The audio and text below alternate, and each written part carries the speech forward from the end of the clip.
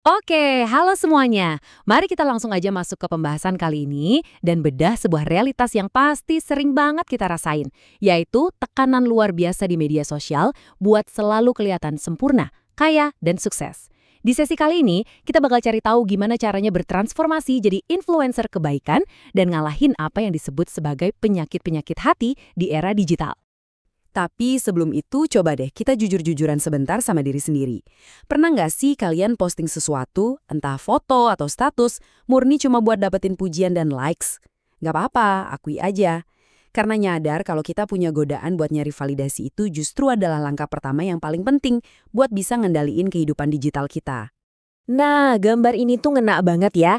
Ini gambaran realitas kita sekarang di mana kita sering banget memilah dan menata hidup kita sedemikian rupa di internet. Padahal seringkali tindakan ini tuh diam-diam didorong sama penyakit hati yang ibaratnya racun banget buat mental dan spiritual kita. Terus, ada lagi nih tren yang seliweran di mana-mana. Foya-foya alias pamer atau flexing kemewahan. Di permukaan, pamerin tumpukan uang atau barang branded itu kelihatannya seru dan memuaskan. Tapi aslinya, ini tuh cuma gejala dari virus emosional yang jauh lebih dalam. Bagian 1. Diagnosis virus digital. Mari kita kenali penyakit-penyakit hati ini. Poin penting yang pertama, kita harus paham banget apa itu ria. Ria ini kejadian pas motivasi kamu buat berbuat baik, malah dibajak habis-habisan sama keinginan buat dapat tepuk tangan dari orang lain. Jadi bukannya tulus, malah sibuk mastiin orang-orang ngelihat betapa baiknya kita. Masih nyambung banget sama ria, ada penyakit namanya sum'ah. Ibaratnya nih, ini tuh versi audionya dari pamer. Sum'ah itu kebiasaan menceritakan kebaikan atau amal yang kita lakuin, baik pas lagi nongkrong offline maupun lewat story di medsos, murni cuma buat mastiin semua orang tahu betapa hebatnya diri kita demi sebuah sanjungan. Lanjut ke penyakit berikutnya, takabur. Wah, ini sih tentang kesombongan ya.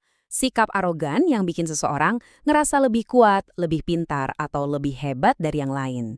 Di dunia maya, sifat takabur ini bahaya banget karena sering berujung pada kebiasaan ngerendahin orang di kolom komentar atau malah asyik ikut-ikutan budaya cancel culture yang super toksik. Dan penyakit yang terakhir adalah hasad. Ini tuh rasa iri hati dan dengki yang suka tiba-tiba merayap pas kita lagi asyik scrolling dan ngelihat kesuksesan teman.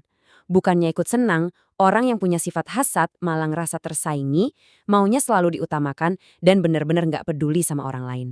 Bagian 2. Tameng pamungkas kita. Tawadu, alias kerendahan hati. Menariknya, materi kita nggak cuma ngasih tahu penyakitnya aja, tapi juga tameng pamungkasnya. Dari infografis ini kelihatan jelas banget.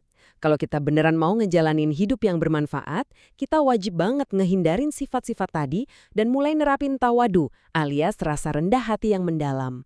Coba deh perhatian perbandingannya beda jauh banget kan? Orang yang dipenuhi hasad bakal benci lihat orang lain sukses. Sebaliknya, orang yang punya sifat tawadu bakal dengan tulus ngapresiasi kelebihan teman-temannya. Mereka nggak ngerasa perlu buat bersaing atau ngejatuhin, karena mereka berpijak pada rasa syukur. Terus gimana cara ngobatinya? Di sini dikasih 2 langkah yang super jelas. Langkah pertama dan paling utama, luruskan niat kamu. Cek terus motivasi kamu sebelum bertindak. Dan langkah kedua, sadarin dengan sepenuh hati kalau semua bakat dan harta yang kamu punya itu cuma titipan. Anugerah dari Tuhan, bukan cuma karena kehebatan diri sendiri. Intinya sih gini, pas kamu sadar kalau value atau nilai diri kamu itu nggak ditentuin dari seberapa banyak likes yang kamu dapat, kamu bakal mulai bisa fokus ke pertumbuhan diri yang tulus. Asli deh, ini bakal ngebebasin kamu dari rasa capek karena harus terus-terusan pamer di dunia maya. Masuk ke bagian 3, aksi digital nyata. Gimana caranya kita jadi influencer kebaikan? Nah, ini dia momen buat kalian para Gen Z ngambil aksi nyata. Yuk, jadilah influencer kebaikan. Pakai skill kreatif kalian buat bikin karya digital. Kalian bisa desain quotes yang ingetin soal rendah hati, bikin poster buat nyebarin energi positif, atau bikin video pendek buat ngapresiasi teman-teman kalian.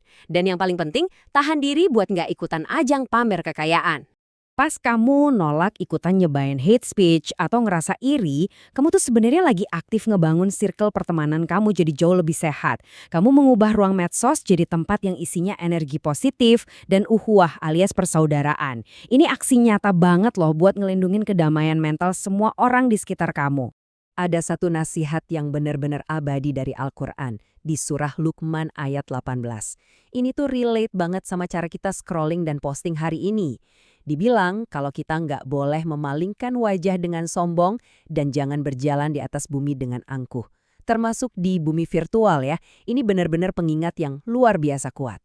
Sebagai penutup pembahasan kita kali ini, saya mau ninggalin satu pertanyaan yang gampang-gampang susah buat kalian. Sebelum jempol kalian mencet tombol pause atau share hari ini, udahkah kalian tarik napas sebentar dan ngecek niat di dalam hati? Apakah murni mau berbagi kebaikan atau cuma nyari validasi? Teruslah tanyain hal ini ke diri sendiri dan yuk sama-sama jadi agen perubahan positif di dunia digital.